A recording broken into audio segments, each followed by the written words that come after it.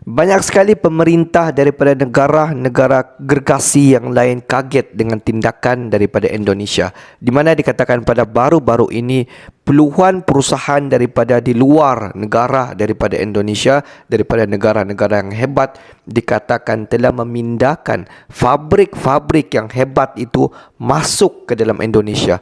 Adakah ini benar, guys? Hello guys, bismillahirrahmanirrahim. Assalamualaikum warahmatullahi wabarakatuh. Allahumma salli ala sayyidina Muhammad wa ala ali sayyidina Muhammad. Guys, selamat datang ke Musa Channel. Ini adalah channel YouTube aku, Musa bin Muhammadirin Channel. Kepada subscriber, kepada viewer di luar sana yang baru saja masuk ke Musa Channel, jangan lupa untuk memberi sokongan kalian kepada channel ini dengan menekan ataupun klik tombol subscribe, like dan komen di bahagian komentar di bawah. Dan kepada subscriber, kepada viewer di luar sana yang telah pun memberi sokongan kepada Musa Channel, aku mengucapkan ribuan terima kasih guys. Kalian semua memang awesome, mantap, terbaik. Dan kepada kalian yang sedang menonton video ini, aku sentiasa mendoakan agar kalian dipermudahkan segala urusan, diberikan kesihatan yang baik, dihindarkan, dijauhkan daripada segala malapetaka dan juga dihindarkan daripada segala fitnah akhir zaman guys. Amin amin ya rabbal alamin. Guys, seperti biasa, hari ini kita akan buat sedikit lagi video reaction di channel Bagi-Bagi. Dan kalau kita zoom kepada judul video yang kita akan react hari ini, di mana dikatakan banyak sekali pemerintah di luar daripada Indonesia kaget dengan tindakan yang dilancarkan oleh Indonesia, di mana puluhan perusahaan di dunia ini yang boleh dikatakan perusahaan yang hebat-hebat secara tiba-tiba telah memindahkan fabrik mereka ini ke Indonesia. Wow, adakah ini benar guys? Jom kita semak dulu video ini. Seperti biasa di hujung nanti baru kita akan bagi sedikit kita punya respon mengenai video ni guys. Apa-apa pun semak dulu video ni. Berkah Amerika China perang, puluhan perusahaan dunia pindahkan pabriknya ke Indonesia. 30 perusahaan. Relokasinya 30 perusahaan, nilai investasinya berapa? 9,4 miliar US dollar, setara dengan 100 triliun lebih. 130, hampir 140 triliun. Kurang lebih. 9,3 biliar dolar. Yang sekarang ini menjadi rebutan investasi. Kenapa investasi? Jadi negara untuk maju tadi manusianya, infrastrukturnya, institusinya, kelembagaannya yang bagus. Dan itu yang menjadi syarat untuk negara itu mampu produktif. Negara yang maju biasanya aturannya gak ruwet. Kenapa Presiden Jokowi begitu kepingin mereformasi? Artinya infrastruktur yang kita bangun di luar Jawa itu betul-betul memberikan efek kepada investasi, pada pertumbuhan ekonomi di luar Jawa. Saya berikan contoh hilirisasi dan infrastruktur. Maluku Utara, ada yang dari Maluku Utara? Maluku Utara, hati-hati Maluku Utara, hati-hati, saya peringatkan. Karena pertumbuhan ekonomi di Maluku Utara itu 27%, tertinggi di dunia itu. Nggak ada di dunia manapun pertumbuhan ekonomi sampai 27%. Kenapa saya peringatkan? Supaya yang benar ini terus dipertahankan, ditingkatkan lebih baik lagi. Kalau saya puji-puji nggak bisa kesenangan, nanti lupa, atau melorot menjadi 5%. Hati-hati, 27% itu nggak ada di seluruh dunia yang memiliki pertumbuhan ekonomi setinggi itu. Karena apa? Di situ ada industri baru, di situ ada hilirisasi.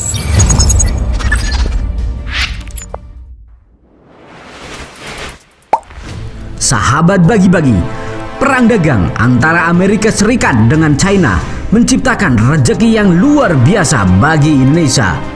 Hal ini terlihat dari beberapa perusahaan manufaktur negeri tirai bambu yang berbondong-bondong memindahkan basis produksinya ke Indonesia demi menghindari tarif tinggi yang dikenakan AS. Luar biasa hebat. Perang dingin antara China dan Amerika justru membawa kesejahteraan bagi rakyat Indonesia. Puluhan perusahaan terbesar Amerika dan China lebih memilih Indonesia karena aman. Amerika dan China terlalu sibuk berkelahi sampai-sampai tidak melihat Indonesia yang sedang bangkit. Menperin menyampaikan pihaknya terus mendorong peningkatan investasi, terutama di sektor yang menjadi prioritas dalam penerapan industri 4.0 sesuai peta jalan Making Indonesia 4.0, industri tekstil dan pakaian jadi menjadi salah satu sektornya. Rencananya pada tahun 2019 ada investor China yang bakal menanamkan modalnya sebesar 10 triliun rupiah di sektor industri tekstil. Investasi ini mengarah kepada pengembangan sektor menengah atau midstream seperti bidang pemintalan, penenunan, pencelupan, dan percetakan. Hal tersebut menunjukkan bahwa Indonesia dinilai menjadi salah satu negara tujuan utama bagi investor China. Ini seiring pula dengan komitmen pemerintah yang terus menciptakan iklim investasi kondusif dan memberikan kemudahan dalam proses perizinan usaha.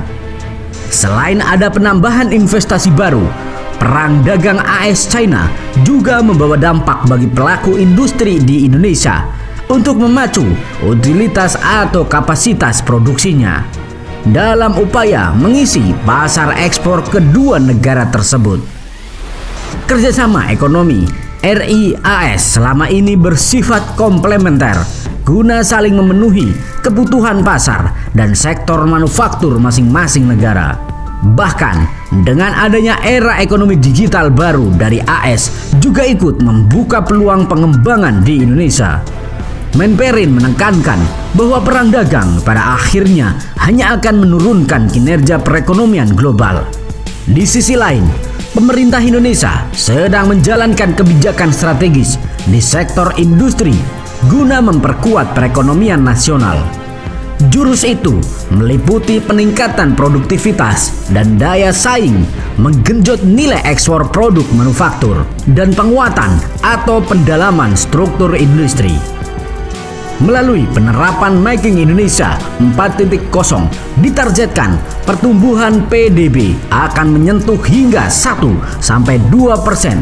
Kemudian membuka lebih dari 10 juta lapangan kerja tambahan. Dan kontribusi manufaktur mencapai 25% terhadap PDB. Aspirasi besarnya adalah Indonesia masuk sebagai 10 negara yang punya perekonomian terkuat di dunia pada tahun 2030. Guna meraih sasaran tersebut, Kemenperin memacu 5 sektor yang akan menjadi pionir dalam penerapan industri 4.0. 5 sektor tersebut adalah industri makanan dan minuman, tekstil dan pakaian, otomotif, kimia, serta elektronika. Sejalan capaian itu, Kemenperin pun terus mendorong pendalaman struktur industri di dalam negeri melalui upaya menarik investasi agar semakin meningkat, yang juga bertujuan untuk mensubstitusi produk impor. Investasi di sektor industri manufaktur pada tahun 2014 sebesar 195,74 triliun rupiah, naik menjadi 226,18 triliun rupiah di tahun 2018. Dampak positif investasi adalah terbukanya lapangan kerja yang meluas. Hingga saat ini, sektor industri telah menyerap tenaga kerja sebanyak 18,25 juta orang. Jumlah tersebut naik 17,4% dibanding tahun 2015 di angka 15,54 juta orang. Selain itu, industri manufaktur konsisten memberikan kontribusi terbesar terhadap nilai-nilai ekspor nasional hingga 73%. Nilai ekspor industri pengolahan non-migas diproyeksi menembus 130,74 miliar US dollar pada tahun 2018. Capaian ini meningkat dibanding tahun sebelumnya sebesar 125,10 miliar US dollar. Dengan jumlah 260 juta penduduk dan menjadi populasi terbesar di ASEAN, Indonesia dinilai berpotensi menumbuhkan ekonomi digital paling tinggi. Bagaimana menurut kalian? Yuk diskusikan di kolom komentar. Merdekalah kita seutuhnya. Merdeka!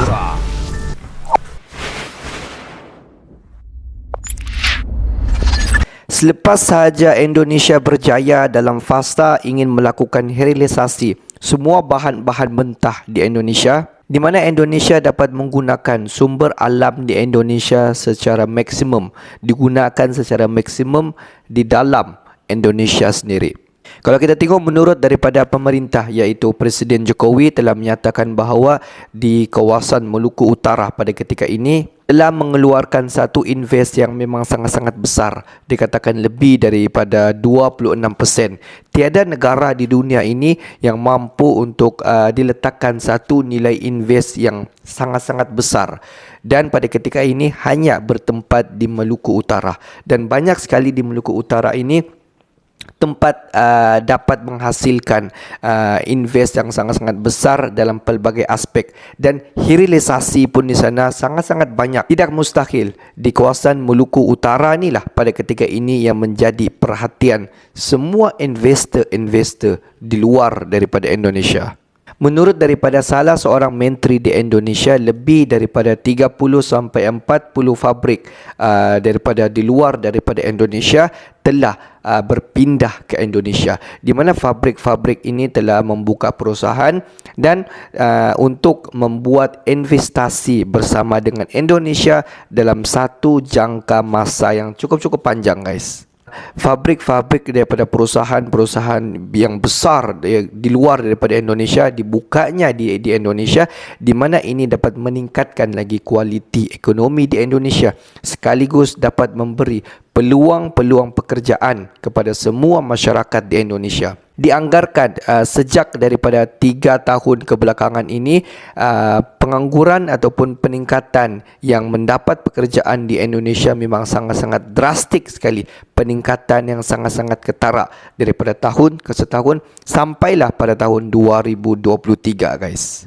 Dan kalau kita tengok, inilah masanya Indonesia untuk terus berkembang sedikit demi sedikit dalam pelbagai aspek, terutama dalam aspek untuk meningkatkan nilai kualiti ekonomi di Indonesia sendiri. Jadi guys, pendapat kalian semua bagaimana? Okeylah guys, untuk hari ini sampai di sini saja sedikit information daripada Musa Channel, dan kepada subscriber, kepada viewer di luar sana yang belum lagi klik button subscribe, please guys to klik button subscribe, like dan komen di bahagian komentar di bawah. Akhir kata daripada Musa Channel, thanks for watching my video. Assalamualaikum warahmatullahi wabarakatuh guys. See you the next video guys.